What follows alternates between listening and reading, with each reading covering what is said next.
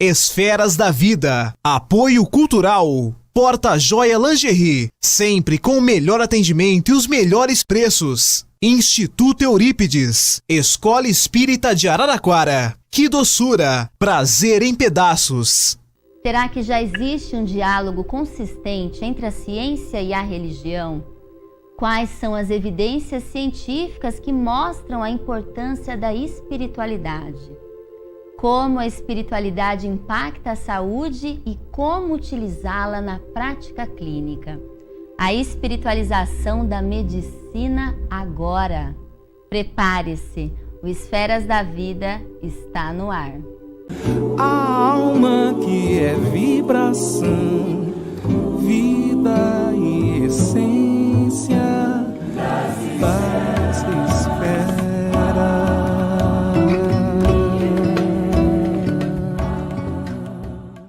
Transmitido pela TV Cultura Paulista, pela Rede Amigo Espírita e pela TV Mundo Maior, um olhar sobre a doutrina espírita começa agora. De acordo com o psiquiatra e professor Dr. Alexander Moreira Almeida, diretor do NUPS, Núcleo de Estudo e Pesquisa em Espiritualidade e Saúde, da Universidade Federal de Juiz de Fora, há estudos mostrando consistentemente que os pacientes, de um modo geral, gostariam que a religiosidade e a espiritualidade fosse abordada pelos seus clínicos. Os estudos também mostram que os clínicos reconhecem a importância da espiritualidade, mas não abordam efetivamente durante a prática clínica. Hoje é dia de espiritualização da medicina aqui no Esferas da Vida e a gente vai receber sempre, com muito carinho e com muita admiração, o Dr. Sérgio Tizen. Seja sempre muito bem-vindo, Dr. Sérgio. Olá, Priscila. Olá, amigos. É uma alegria poder estar assim juntos novamente, tratando de mais um aspecto desta fronteira tão linda entre espiritualidade e medicina. Que nós possamos aproveitar o nosso tempo, examinando de perto questões que são importantes e que significam verdadeiro novo modelo, um novo paradigma para a nossa querida arte de curar, que é a medicina. Sérgio Tizen é médico clínico geral e cardiologista, foi professor de medicina em várias instituições no Rio de Janeiro, bacharel em física também pela Universidade Federal do Rio de Janeiro desde 93, expositor espírita e estudioso da fronteira entre a medicina e a espiritualidade. Já esteve em mais de 34 países divulgando o espiritismo. Seu pai, Francisco Tizen, foi presidente da FEB, Federação Espírita Brasileira, de 1975 a 1990. Sérgio foi membro efetivo do Conselho Superior e Fiscal da FEB também por 24 anos. E hoje a gente conversa, Dr. Sérgio, sobre um tema que é extremamente, que eu tenho a maior, motivação, por fazer o Conexão Saúde, que é um programa de saúde que a gente também produz na TV Cultura, e por fazer o Esferas da Vida, falar de saúde e espiritualidade é algo que motiva muito e cada vez mais, nos motiva bastante. E eu queria entender como que o senhor analisa essa questão entre a ciência e a religiosidade. Será que hoje já existe um diálogo mais consistente, um diálogo mais respeitoso da ciência com a religião? Olha, Priscila, nós estamos vivendo um processo. A religião e a ciência, elas já caminharam juntas na história da humanidade. Mas, durante séculos, vivemos uma separação. E eu diria, por causa das limitações, dificuldades das religiões de um modo geral. E a ciência seguiu o seu rumo e foi avançando, e hoje nós temos, para inúmeras questões relevantes da vida, humana inúmeros e maravilhosos progressos que a ciência desenvolveu.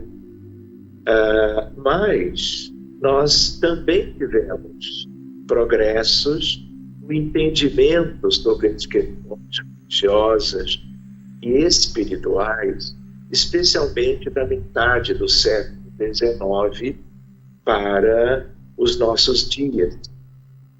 De tal maneira que, como houve um novo avanço no sentido do pensamento filosófico e do entendimento daquilo que é o mais importante que as religiões deveriam examinar,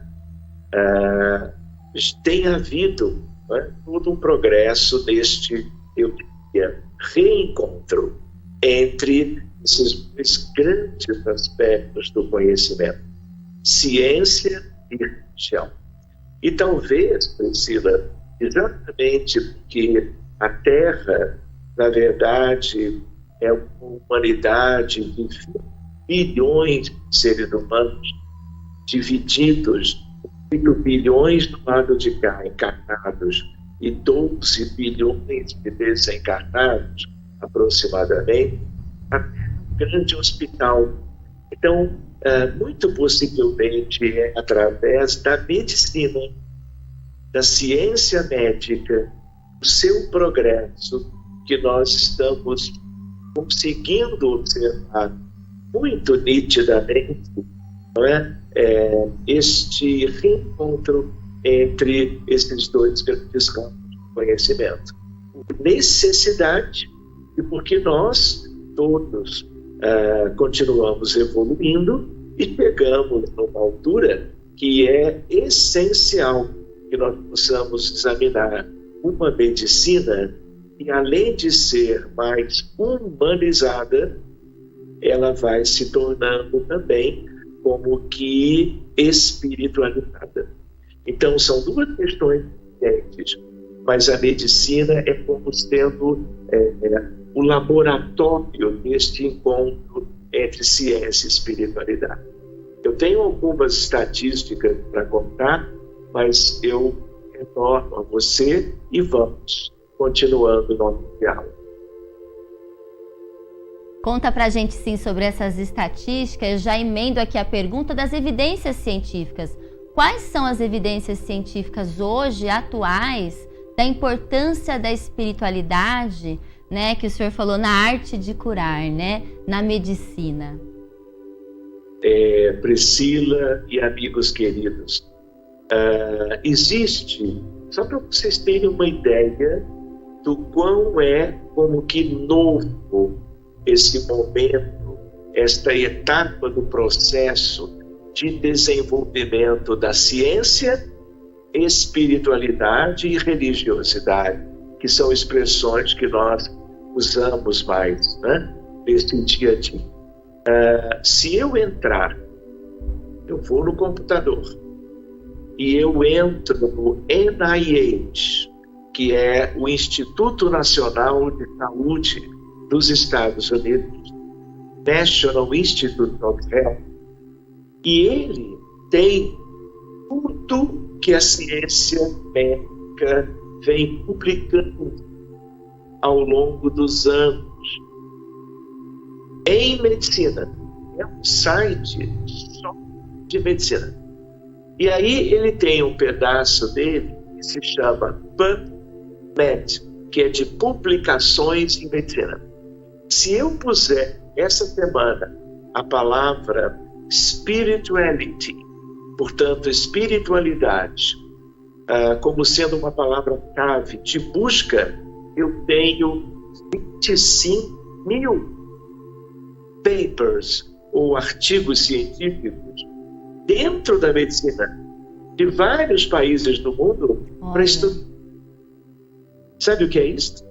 Então, o que essa procura me mostra? Me mostra que os colegas do mundo inteiro, ligados ou não a diferentes expressões de fé, crenças, credos, religiões, mas estão trabalhando e publicando coisas sérias e a grande maioria com metodologia científica a melhor que existe. Se eu continuo, Priscila, este site e coloco a palavra, na verdade agora duas, spirituality, e coloco health, que significa saúde, espiritualidade e saúde. Eu tenho 16 mil artigos para ler. Se eu tivesse que ler, eu ia levar uma década para fazer esse exame. Se eu vou adiante, eu estou falando isso hoje, não é nem há 2 anos atrás, é hoje. Se eu puser, vejam que lindo isso, que também naturalmente Priscila responde a esta sua indagação. Se eu puser a palavra prayer, que significa prece, oração, eu tenho 75 mil artigos. Prayer dentro do site só de medicina. Ou seja, esses capítulos têm evidências as mais objetivas quanto à espiritualidade e religiosidade, estamos já no cerne de uma medicina, não vou nem dizer de uma nova medicina, porque a medicina é toda ela, desde o Imhotep no Egito, 6.500 anos atrás até hoje. Então, é para nós vermos o ponto, por exemplo, se eu te dar o meu paciente no ambulatório, na emergência, no consultório, na terapia intensiva, são áreas que eu atuo, se eu convido a que ele me acompanhe numa oração, eu estou lidando com o que há de mais moderno em medicina. Se eu congrego os familiares perto de um paciente com risco de vida, por exemplo, por causa da gravidade do seu quadro clínico, eu posso estender a família. Se eu planejar uma cirurgia cardíaca para os meus pacientes, tenho colegas que não iniciam o tratamento cirúrgico sem convidar anestesista, inscrutadores, primeiros auxiliares, segundos auxiliares. Por exemplo, eu não sou cirurgião, mas quando é cirurgia cardíaca, eu estou sempre no centro cirúrgico. E aí eu participo da oração. Quem faz a oração não sou eu. E é espírita. Ele tem uma outra crença linda. E ele reúne e pede a Deus, a Jesus, dentro do seu entendimento, pelo êxito da cirurgia. Então, seguindo adiante ainda, se eu puder, porque isso tudo permitirá esse desdobramento desses nossos encontros por muito tempo. Se eu puser a palavra gratidão, gratitude, eu 2.000 artigos para estudar. Se eu puser a palavra meditação, eu tenho 8.500. Se eu buscar, por exemplo, compaixão em medicina, 34.000 artigos para estudar. Se eu puser empatia, empathy, eu tenho 30.000 artigos para ler. Se eu puser caridade, charity, eu tenho 12.000. Se eu puser perdão, tenho 2.000. Se eu puser espiritismo, eu tenho 12.000 artigos. Se eu puser religiosity, eu tenho 5.000. Religion, eu tenho 74.000. E assim por diante. Então, repare que essas palavrinhas que eu fui escolhendo para colocar no ENAGATE, no PubMed, para ter uma ideia, Sila, panorâmica do que o quanto a espiritualidade e religiosidade hoje tem a ver com a ciência médica, eu entendo agora de uma maneira muito clara, muito bonita, muito objetiva, que a união entre a ciência e a religião, religiosidade, espiritualidade, já são, na verdade, a união já é uma realidade. E eu preciso estudar, não é? Então, uma consideração, não é? Uma reflexão. 82% das pessoas no planeta Terra, claro, 82% tem uma crença, religião, um entendimento filosófico carregado de fé, seja cristã, muçulmana, judaica e assim por diante. Então, mostrou-se muito nítido que os pacientes desejam que os médicos abordem questões ligadas à religiosidade, à espiritualidade. Então, a anamnese, o que é? É a colheita da história clínica de um paciente. Seja no ambulatório, consultório, enfermaria, emergência, terapia.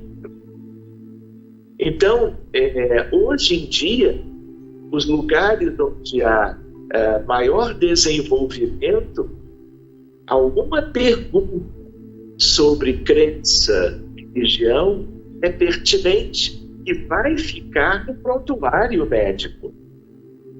Por quê? Porque isso faz parte da medicina, abordar questões naturais ligadas a isto. Priscila.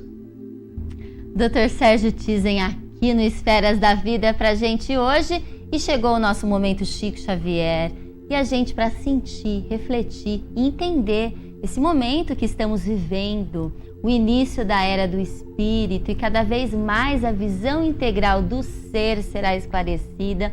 Com vocês, mais uma vez, o trailer do documentário dirigido pelo diretor Wagner de Assis, o diretor de Nosso Lar e Kardec, o documentário baseado no best-seller A Face Oculta da Medicina, do querido Dr. Paulo César Fructuoso, e é sempre de preencher os nossos corações de esperança.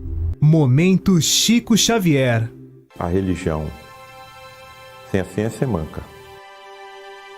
E a ciência sem a religião é cega. Tudo é matéria, tudo é explicado pela matéria. Doença é bicho e pronto. O que nós fazemos é a medicina do corpo. O que nós propomos é uma visão integral do ser. A gente não é um corpo e a gente não tem um espírito. Na verdade, a ordem certa dessa frase seria: eu sou um espírito que tem um corpo. O que dá vida a esse meu corpo físico é um princípio energético espiritual. 1, 2, quando eu disse 3, aquela figura à minha frente ali materializada fez assim, sumiu, e as minhas mãos tinham um pano. Aquele dia foi inesquecível.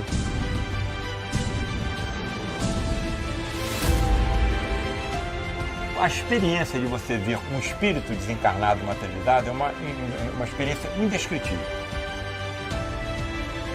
O meu pensamento ele é tão importante como matéria quanto o ar que eu estou respirando. A força do pensamento é o guia. O ectoplasma é o efetor da vontade do espírito.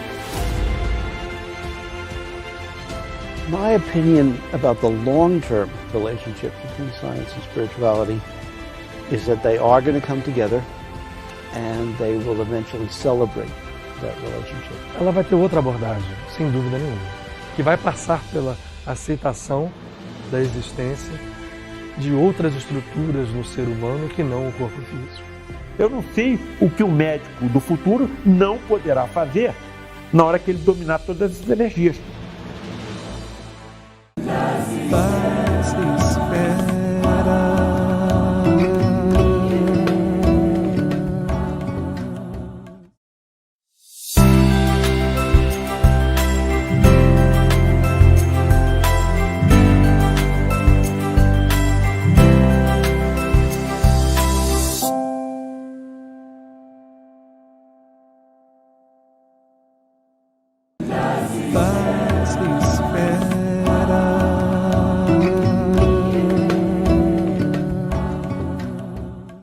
volta ao Esferas da Vida. O entrevistado de hoje é o médico Dr. Sérgio Thyssen, um dos grandes nomes da divulgação do espiritismo atualmente, relacionada a uma nova abordagem na medicina, considerando a visão espírita, a medicina da alma.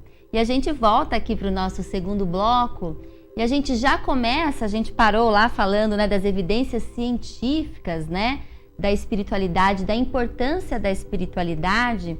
E eu já venho com uma pergunta, Dr. Sérgio, sobre como praticar, já que a espiritualidade é importante. São muitos artigos científicos mostrando a importância da espiritualidade. Como que a gente, então, pode praticar a espiritualidade e, principalmente, na prática clínica? Porque a gente percebeu que os médicos, sim, eles acreditam, não sei se acreditam de fato, mas sabem da importância da espiritualidade. Porém, tem dificuldade de praticar a espiritualidade durante a prática clínica. Como que pode ser essa relação médico-paciente, sabendo que a espiritualidade e a religiosidade já é um fato importante no cuidado do paciente? Muito bem, Priscila. Excelente questão essa. Eu gostaria só de fazer uma observação. Existe uma realidade no Brasil, mas cada país, e todos os países têm realidades, contextos, histórias, dificuldades diferentes.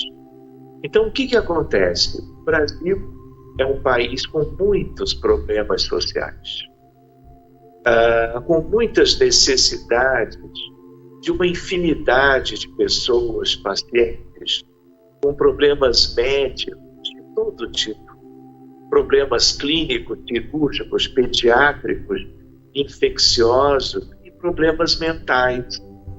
Não é? O Brasil é o país do mundo que mais tem casos de crises de ansiedade e transtornos de ansiedade, fora a depressão, esquizofrenia, dependência química, autismo, bipolaridade. Então, nós temos que lembrar que o exercício da medicina que mais importa para o povo brasileiro e, de certa maneira, para outros lugares também, países, nações, culturas, cidades, tem que ser aquele que preze muito pela qualidade do atendimento médico formal, atualizado, conhecido da ciência, o que envolve uma boa relação médico-paciente, envolve que os colegas médicos sejam bem preparados, que as universidades e faculdades de medicina sejam cada vez mais aquelas que busquem a qualidade dos resultados quanto aos seus comandos. Os médicos têm consciência do que seja essa coisa ampla da ciência médica. Da ciência médica acadêmica, formal, convencional, que a grande maioria dos colegas preza, valoriza e procura conhecer.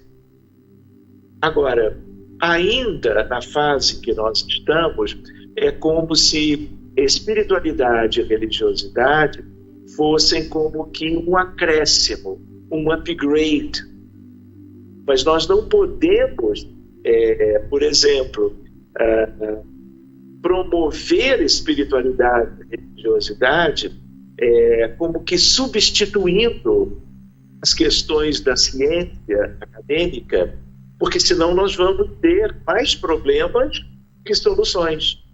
E no Brasil, que é onde nós vivemos, as dificuldades são imensas. Nas emergências, nos postos de saúde, nas clínicas da família, nos hospitais privados, muito mais ainda nos hospitais públicos, em termos de saúde pública, de um modo geral. Então, isto é uma coisa que nós precisamos ressaltar. Nós temos que melhorar muito as condições da saúde pública e privada, né? Para que nós possamos fazer uma medicina gente que realmente ajude o povo brasileiro a obter uma saúde melhor, tanto numa medicina preventiva como numa medicina curativa. Bom, outra ideia é que, ao mesmo tempo que isso deve ser buscado, nós também temos que buscar em paralelo, que por enquanto é algo que vai como que caminhando junto, mas que progressivamente, na medida que os colegas vão estudando, vão se convencendo do valor de abordar as questões espirituais, isso vai sendo trazido para a prática médica do dia a dia. Mas se eu te disser, Priscila, que não é fácil lidar com as questões das religiões dos pacientes no dia a dia de serviços públicos de saúde, você vai entender que por mais que nós estejamos motivados, entendamos que o futuro é este, nós não podemos deixar de valorizar, não é, a melhora na qualidade do atendimento formal dos pacientes pela medicina acadêmica. E nessa questão da medicina acadêmica, incorporando cada vez mais e melhor essas questões que nós até há pouco listávamos e que hoje os colegas precisam se debruçar para poderem estudar tudo isso, guardando para si esses fundamentos e essas práticas e os seus resultados para uma melhora progressiva do resultado da relação médico-paciente e, portanto, da recuperação da saúde. Lembrando, inclusive, Priscila, que nós estamos lidando não só com questões terapêuticas, olha, para pessoas que já estão doentes, como espiritualizar a atividade médica, buscando a recuperação deles todos, e um resultado melhor da medicina, mas também lembrando o caráter de medicina preventiva. Então, por exemplo, só para você ter um mesmo, né? Os nossos amigos que estão conosco também, a ideia de gratidão em medicina.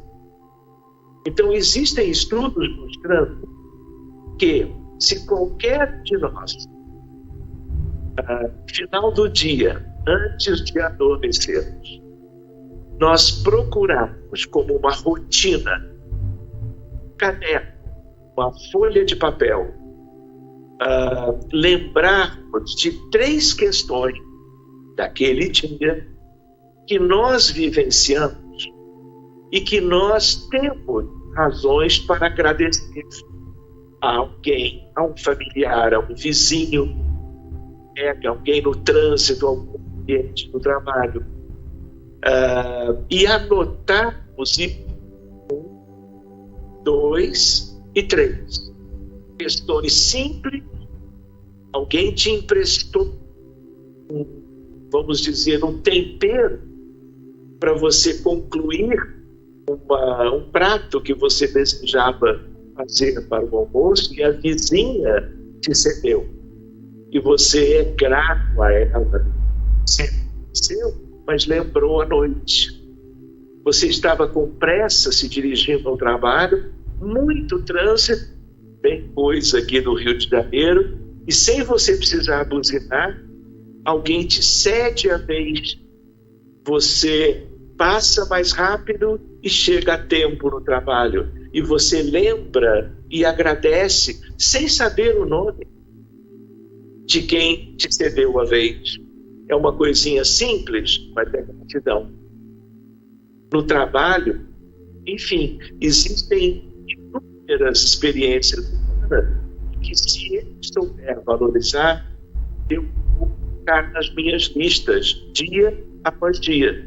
O que acontece? A gratidão, ela muda o meu cérebro.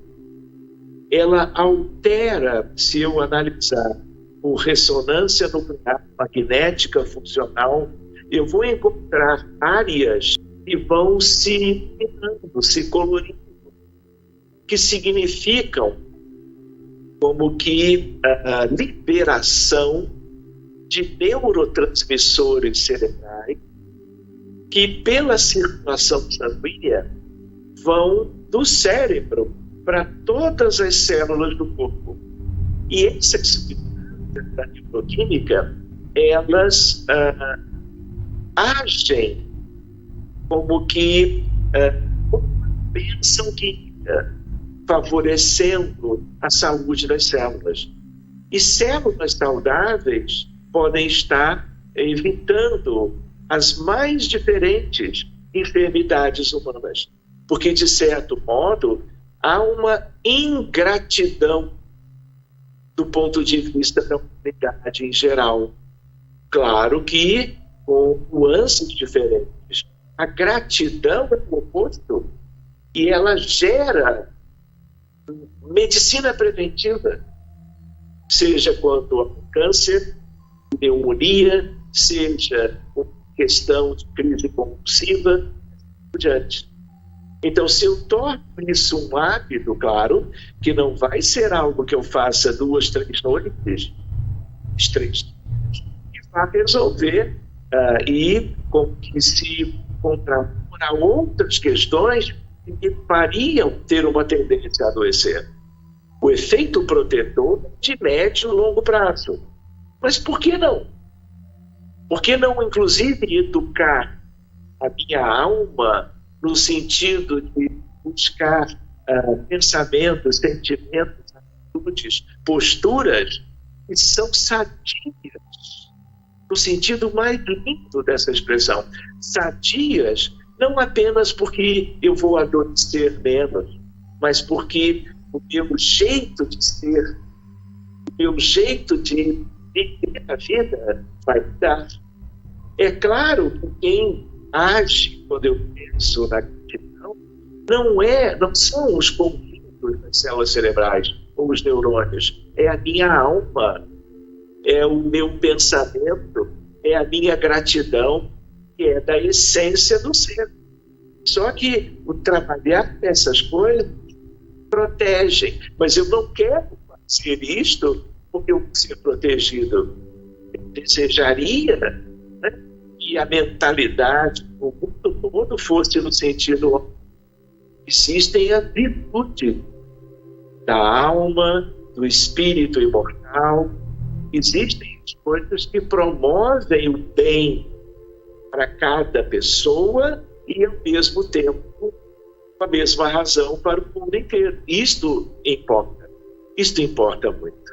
Então, ao contrário de sentimentos equivocados, ligados aos vícios morais, eu vou fazendo uma opção dentro de um processo, Priscila, que é pedagógico, educativo. Eu poderia dizer evangelizador, mas na visão espírita, no sentido do aperfeiçoamento sincero, simples, como Jesus sempre procurou ensinar.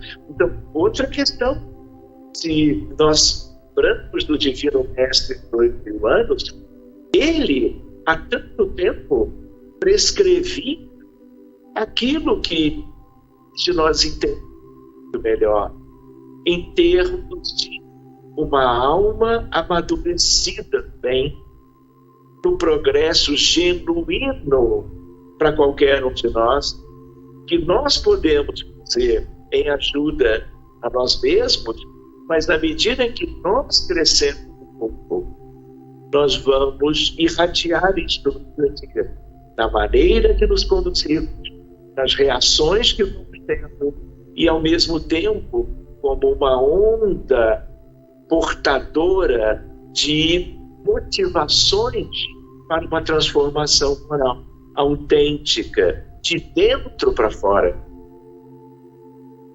A gente pode falar que a saúde é a grande chave, né, para a gente ter uma saúde, já que Emmanuel fala que a saúde é a harmonia do espírito. a gente pode falar que a grande chave para a gente ter uma saúde, né, é o autoconhecimento, porque por meio do autoconhecimento a gente percebe, né, aonde que a gente precisa se transformar moralmente, não é, doutor Sérgio? É isso mesmo, Priscila. Emmanuel fala, né, da saúde como a perfeita harmonia, perfeita harmonia do espírito. E a gente vai para um brevíssimo intervalo e a gente já volta com mais conversas aqui e reflexões com o Dr. Sérgio Tizen.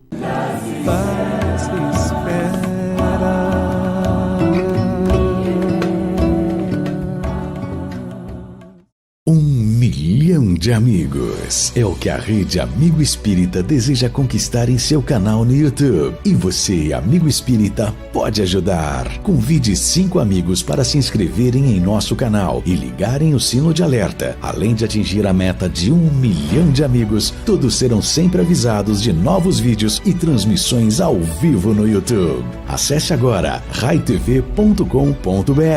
Rede Amigo Espírita, divulgando, instruindo e unificando.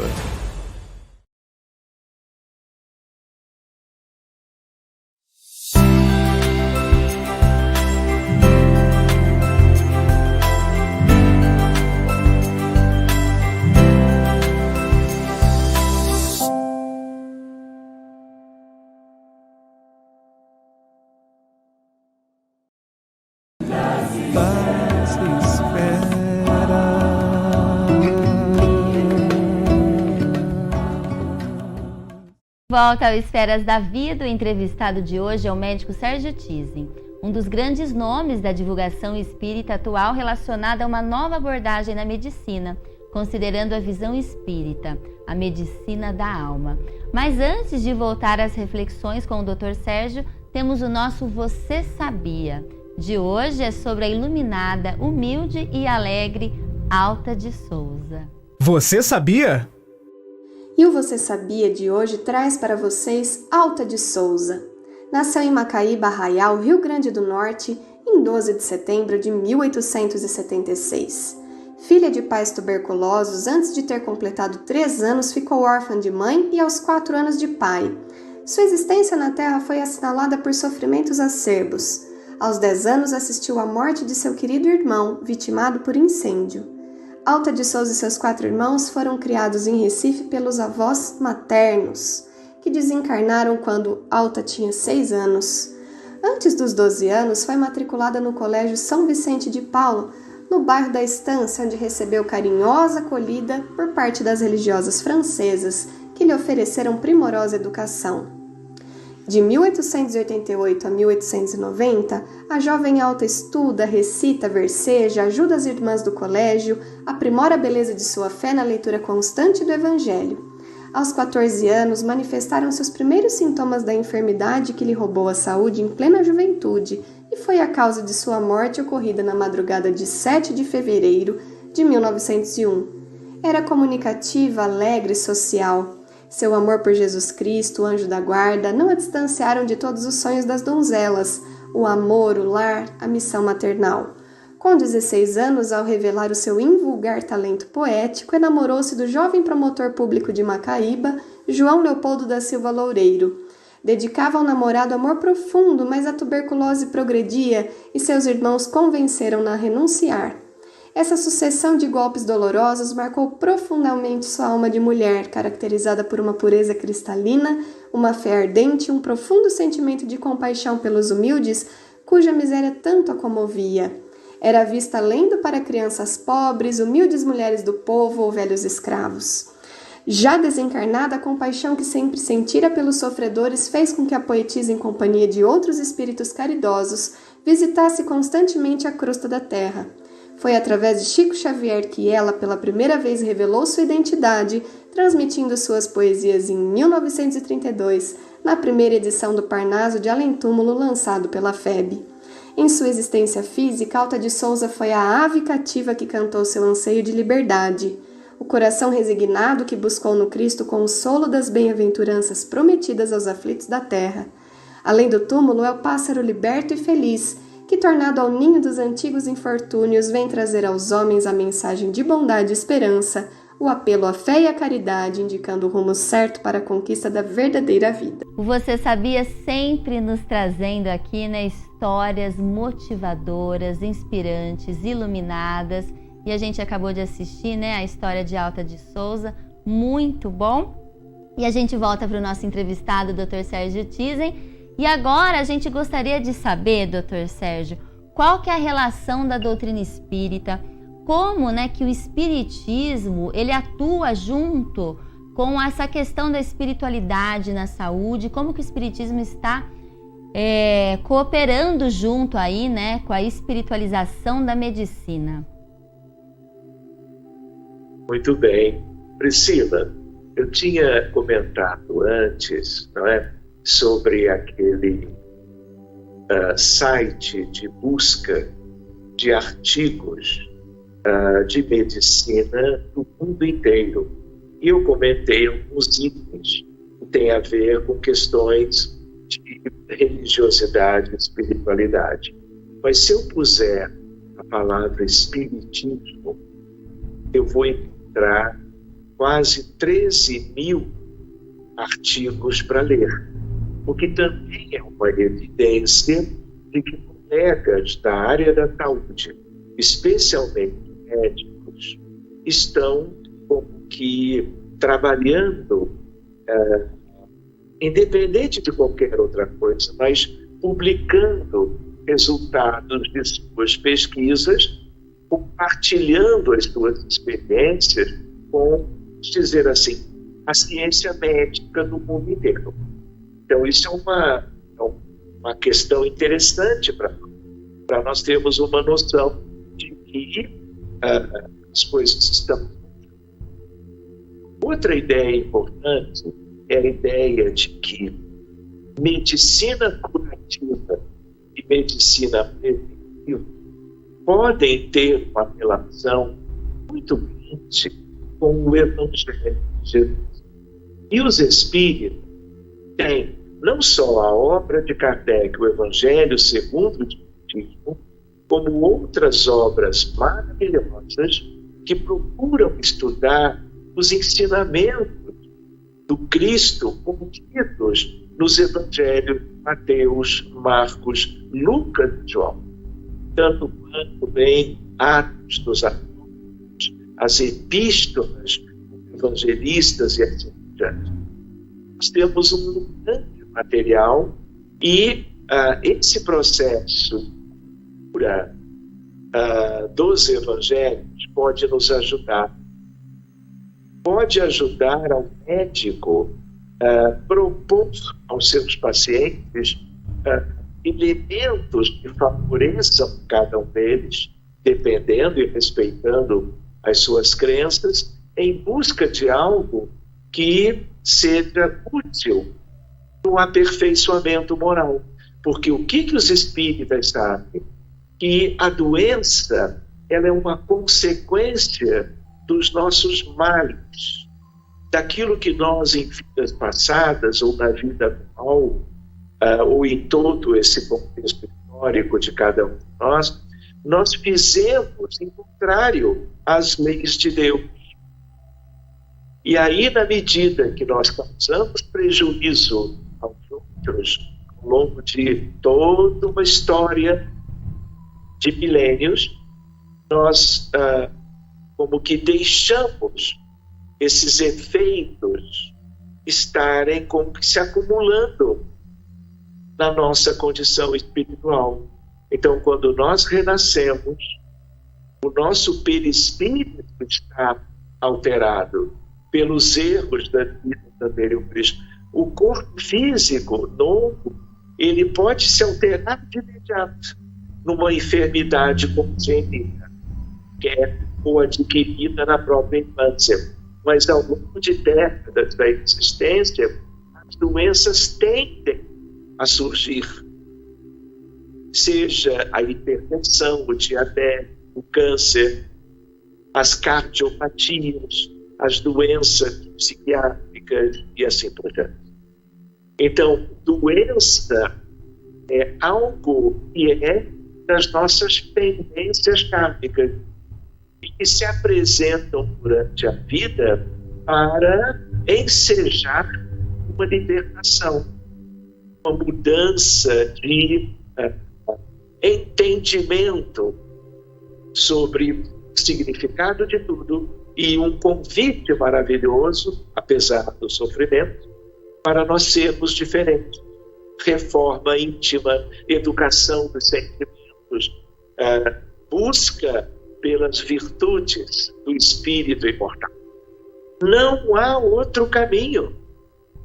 Por mais que a medicina se aperfeiçoe, não é? Com ressonâncias, tomografias, cirurgias, quimioterapias, tudo isso são elementos que vêm de fora para ajudar e que são motivo de muita felicidade, contentamento e, de certa maneira, melhora clínica, diminuindo os sinais e sintomas dos males que a medicina examina, estuda. Mas outra coisa é a medicina do espírito, a medicina que tem a ver com os valores que nós temos que mudar. Então, quando eu ligo Evangelho segundo o Espiritismo e inúmeros textos, é porque nós não podemos deixar de valorizar que nós temos um tesouro instrumental nas mãos e que nós temos que divulgá-lo, levá-lo para a medicina sem forçar nada. É uma questão de cultura, é uma questão de ciência.